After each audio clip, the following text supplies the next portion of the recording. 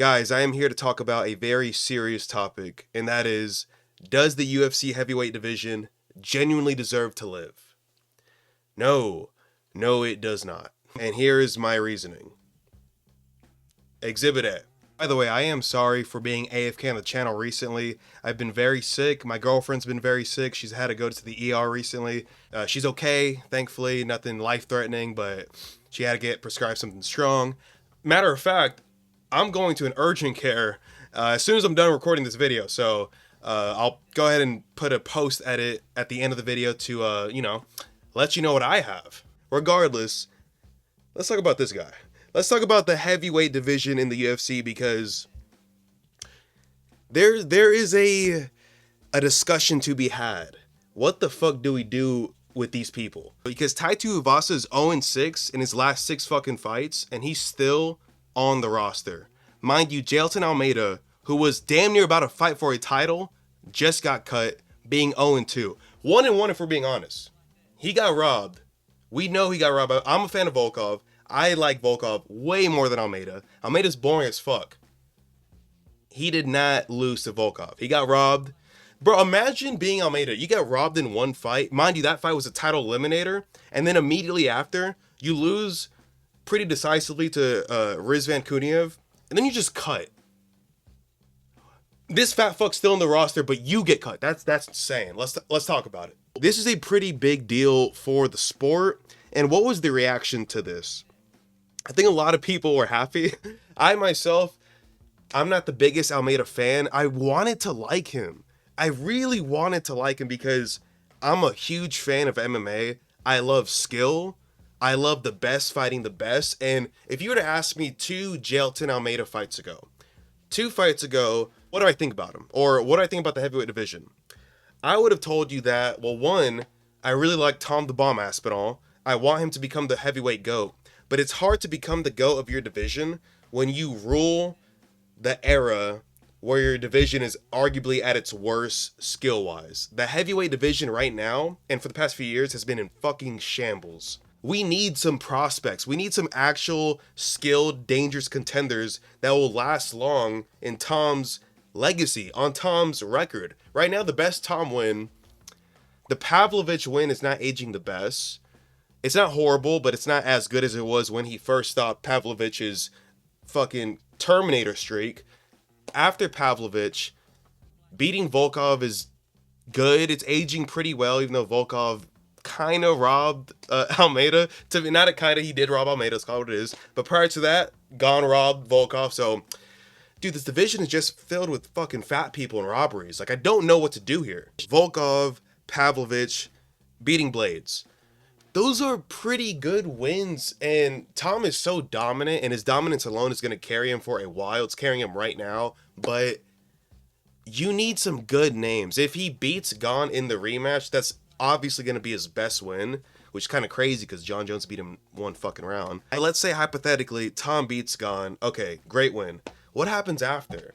Because, again, like I said, 2 fights ago, let's look at Almeida's record. Let's see why I keep saying, why 2 fights ago? Jailton Almeida at one point was that guy. Now, mind you, he was never really entertaining, and I understand that completely. I'll talk about how I feel about him specifically, but he was that guy in the heavyweight division. This is not a bad run at all. Curtis Blades, Loki kind of saved this, that was goated, but then, this was a good win right here. Spivak, round 1 KO, lost to Volkov, lost, robbery. Rizvan Kuniev, this was a pretty decisive victory for Rizvan, the cheat. And then they cut him. Jailton Almeida was top 10 ranked. I think he was like ranked number 6 or 8 when he fought Rizvan. Mind you, if they gave Volkov the win, because I was going to say if he beat Volkov, he did beat Volkov, call it what it is. But if they gave Almeida the win against Volkov, which they should have done, because again, he won, that was a title eliminator. If Volkov beat Almeida, they would have gave him to Tom Aspinall after Tom and Gon settled the fucking rematch. Because obviously this was the same card. No one knew what was going to happen. No one knew about the fucking eye poke that would lead Tom doing 2 surgeries. Jesus Christ. If that didn't happen, if Tom beat Gon or Gon beat Tom, this was easily the next title eliminator. Almeida was this close to getting a title shot to the next fight immediately getting cut. That's fucking crazy. And again, I say, I am not an Almeida fan. I wanted to like him because, again, I love MMA, and Almeida was a good mixed martial artist. Not really. He was competent. He was on a big win streak, mind you, mostly finishes. His fights were never that entertaining. His finishes were. Like, the submissions were cool. The KOs were cool. The thing about Almeida, my problem with him is he never seemed like he had confidence in his own hands. He constantly resorted to the grappling and wrestling, but not in a Hamzat or an Islam type of way where it's like, I know I'm most efficient here, but I'm confident to rely on my striking when I need to. Almeida seemed like he did not want a fist fight at all. And this fucking bit him in the ass so many times. There's this clip where I'm sure a lot of y'all seen it where DC's talking to Tom and it's recorded, it's mic'd up and they don't know about it, where DC's like whispering to Tom, man, Tom, you're gonna reign so long in this division. Fucking Almeida can't fight. Almeida's a bitch. Like, Almeida does not know how to fight. That's another title defense for you. In a way, was DC right? Yes and no. Obviously, Almeida is a competent fighter. He was top, I want to say 6. He was easily top 10 in the division. He was looking like one of the most promising heavyweight contenders because his grappling was, it looked like it appeared to be above everyone else. He would just drown people. Very boring. Mind you, it was not drowning in a Habib way or Arman Sarukian way. It was quite boring, but it would work for the most part. But what DC meant by Almeida is not a fighter or he can't fight, it seems like Almeida just doesn't have that, this kind of sounds so fucking casual. He doesn't have that dog in him. Let's call it what it is. He does not have that, oh, I'm a casual. He does not have that warrior instinct. Let's call a spade a spade. There are some fighters who are so athletically gifted and skilled and have just all the fucking nooks and crannies down and who have the fundamentals down and got all the right technique. But if you don't got that dog in you, someone's gonna break you. Prime example, Leon Edwards. Leon Edwards had one dog moment. He came back in the 5th round, KO'd Kamaru Usman when he needed to. He was down, found the head kick. You gotta pull that shit out the fire. Don't let him bully you, Leon. Boom. Headshot dead. Dog moment.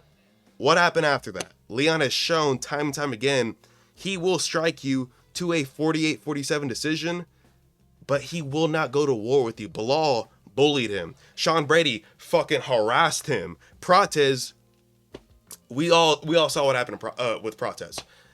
Some fighters just don't have that I'm a Swan's casual MMA. Some fighters won't go to war. I'm not gonna say you gotta see red to win. There are many fighters who quote unquote see red and will never achieve anything too crazy. I love Nate Diaz. He's very fun and entertaining. Was never champion caliber. He saw red. He clearly loved fighting. He was not gonna beat any of the top guys in his division. He beat Conor. Very cool. Prime Conor. He was never top level. But there are other fighters who not only have the talent and the fight IQ and the gifted physical attributes, but they're also willing to go through the mud to get the win. Peter Yan, Islam Makhachev, Charles Oliveira, fucking John Jones. As much as I fucking hate him, he was willing to go and do the fuck. John Jones would bully the fuck out of his opponents. His domination was crazy. Almeida was never that. Almeida, and what's so crazy is Almeida could have been that. Almeida's striking was never like too insane, but he has power. Like, yes, he's a heavyweight. All heavyweights have power to a degree. Every time Almeida would throw a punch and land on whoever his opponent was, it seemed like it fucking hurt them. I don't know why he never trusted his hands. He just always preferred to go to the ground. He always preferred to go to the ground, and I understand it's his fucking go-to. He obviously is a gifted Brazilian jiu-jitsu artist. You're gonna find the best, easiest, most effective way to victory. Do it. This is a fight. Show your fight IQ, obviously. But you do have something in the back pocket. You're striking, your power at least is not bad. There were times where he was rocking Rizvan Kuniev. Very minimal moments throughout his career. He's gotten a couple KOs. He's gotten a couple knockdowns. He has power. It just seems like he never wanted to throw. He never wanted to trade. He got Spivak out in round 1. Crazy knockout. I don't know, man. It was either low fight IQ or just fear of being uncomfortable in a dogfight. Swan's Casual MMA. I'm gonna say it. You gotta see red. Now I'm kidding. No, you don't gotta see red, but bro, put up a fucking fight. That's what DC meant. Obviously, Justin Almeida can technically fight. You know, he could beat the fuck out of me. He could beat the fuck out of you, especially. He could definitely beat your ass. Me and him would go to war. He'd dog walk you. You fucking suck. I'm kidding. But the fight is never gonna start on the ground, and it's never gonna always be on the ground. Unless you're Sean Brady fighting Liam Edwards. My point is, you gotta put the fucking hands up. Learn how to squabble. Almeida knew how to squabble, just never wanted to. And he had a boring ass fighting style. Everyone clowns Hamza for the DDP performance.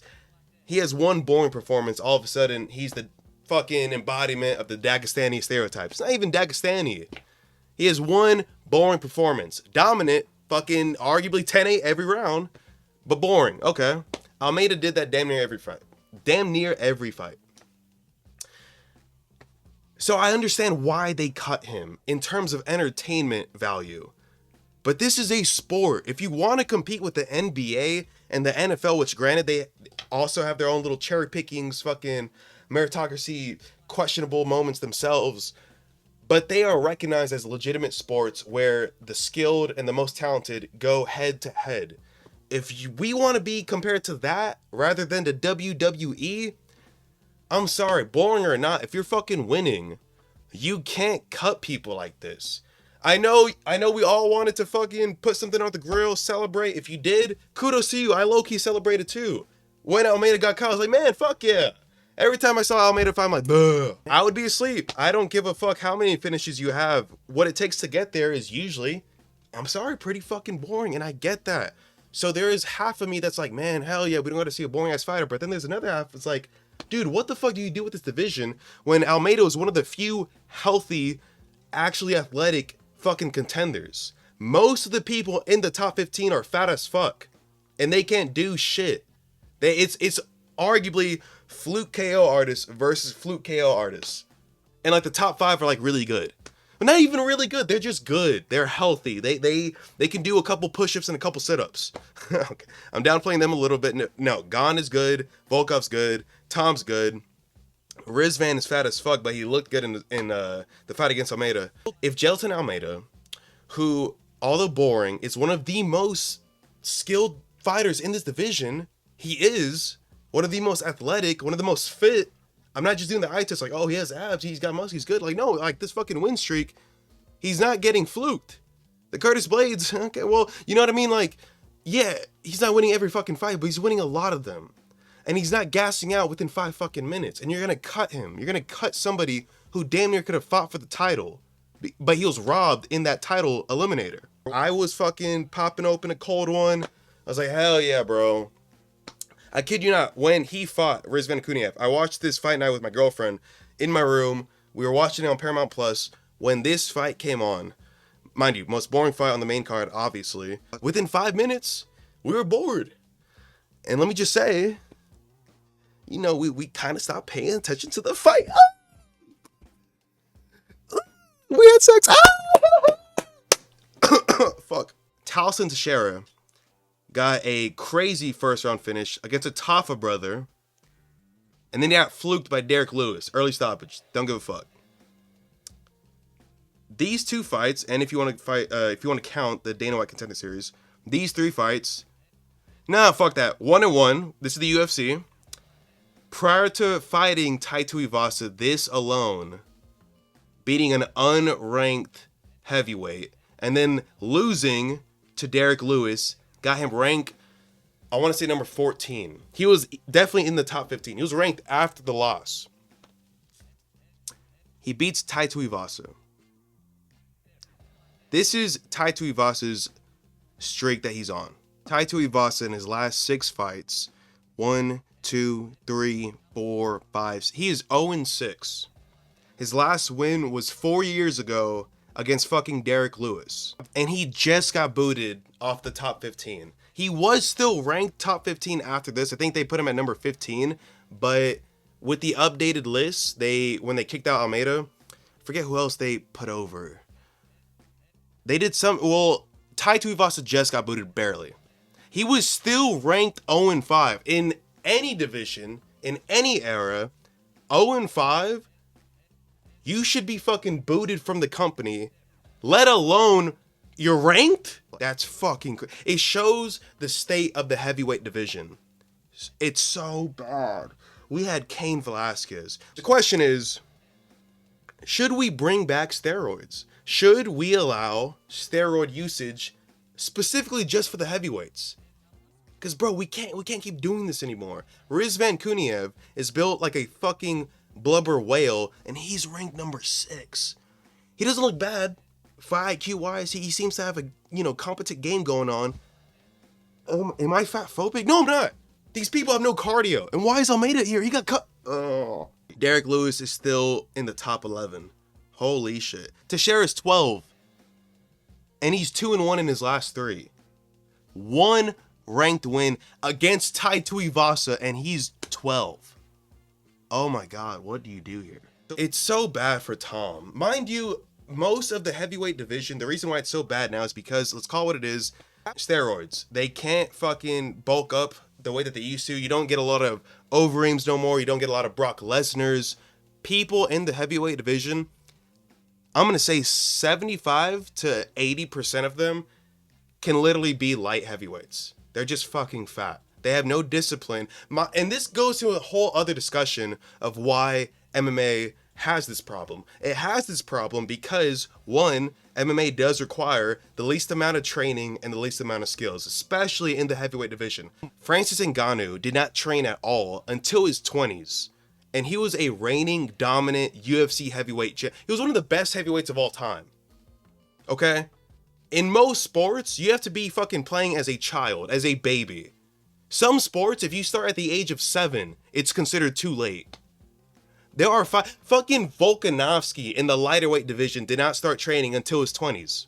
There's a big, just not very high skill level pool in the heavyweight division. This fucking list proves it, first of all. Second of all, another reason why the heavyweight division is lacking, because again, not just because they can't do steroids no more, so a lot of them are just straight up unfit and unhealthy, but why do we attract so many unskilled large people?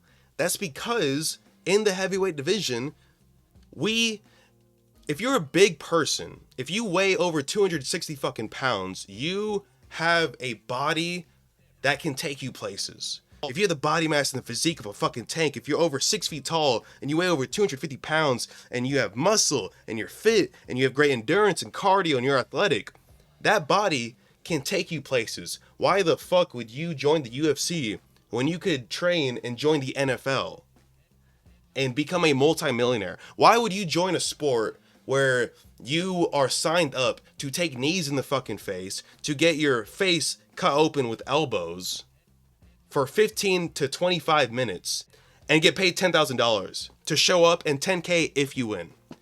Mind you, you're in the heavyweight division, 50-50 chance you get knocked the fuck out for $10,000. Why not just develop CTE over time while becoming a multimillionaire in the NFL?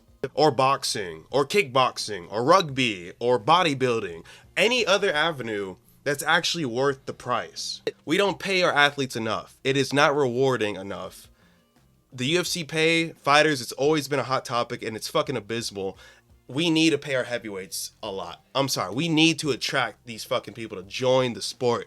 Heavyweight boxing, you get tens of millions of fucking dollars.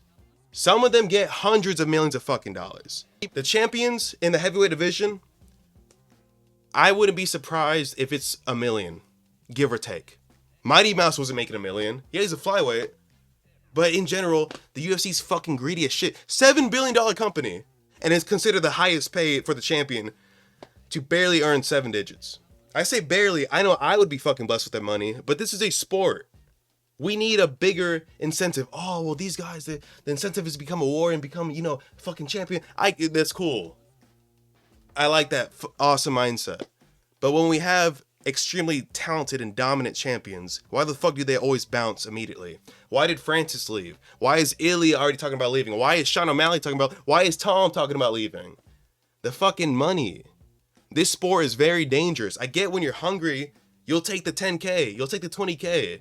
But when you start going to the top, you start doing interviews, you start doing brand deals, you start getting millions of followers, people start knowing your fucking name, you're putting your life on the line every time you enter this fucking cage, and you're getting pennies compared to the guy who's also reigning in his fucking sport, doing some shit that's arguably a lot less dangerous than your sport, and the difference is 100 to 1. They have the money. If you're not going to let the heavyweights do steroids to become at least somewhat athletic and fit, at least provide them with provide all the fighters first of all, but definitely the heavyweights. This is the fucking pool of weight class where we need more talent, more skill, more motivation for these people. Again, mind you, most of these heavyweights are literally just light heavyweights. We just don't have a good roster. We don't. The heavyweight division was a fan favorite back in the day. It was literally the knockout division. You would see fucking essentially anime characters, these massive built gods just fighting each other for like 5-10 minutes, not because they're gassing out, but because they're going all the fuck out. And it was insane to see. It was like every heavyweight fight was Paulo Costa versus Yoel Romero. And now we got Taito Iwasa versus Talson Shera. Crazy drop off. It's insane that the flyweight division was this close to getting cut, and this division had Taito Iwasa ranked in the top 15 while he was 0-5. 0-6 and he's not cut. I don't give a fuck how much of a fan favorite he is. I don't give a fuck what his win streak looked like. He doesn't have a good record. That's insane. That's insane. He stays, but Almeida gets cut. Again, I am not an Almeida glazer. I was never a fan of Almeida, but he was skilled. And if he wasn't robbed against Volkov, it would have been interesting to see what his grappling does against Tom's. Maybe Tom knocks him out round 1 like he does everybody else. I don't know, but I would have liked to see that. It would have been one of the best names on Tom's record prior to the 2 fights that Jelton did. Even then, it would have still been one of the best names on Tom's record, but now he's cut. That's crazy, bro. Again, half of me is like, man, fuck that guy, fuck his fighting style, but the other half is like, dude, there's no one in this division. Like, Josh Hokett is looking promising. I find him annoying, but skill-wise, we need more people like him. The big guy with the titties, who was like obese and he has flabby titties now, he put up a great bloody war. He looks pretty promising. Gable Stevenson, I think that's how you say his name. I don't think he's in the UFC, but I think he's in MMA. If we sign him, okay. But we need something. Right now we have fucking Walter Walker submitting people who don't have legs.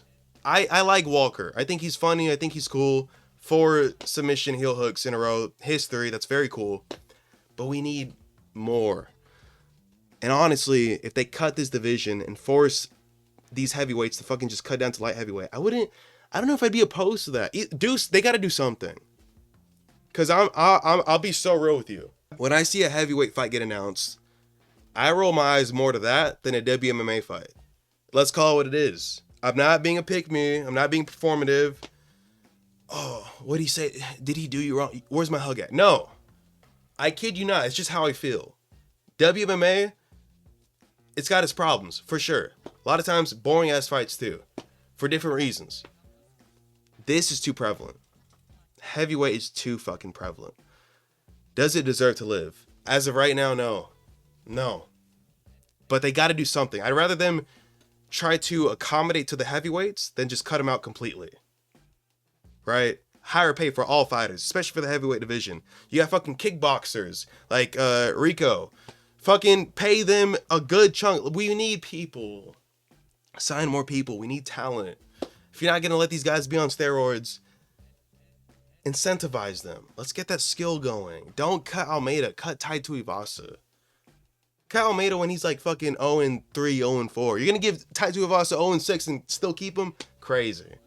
Crazy. Alright, well, I used all my energy and my voice for this video. I am so glad to be back. I'm healing. I am drinking Tussin to heal. I have a severe cough. I'm just healing. My voice kind of hurts, but thank you for watching. Thank you for subscribing. I'll see you at the next one.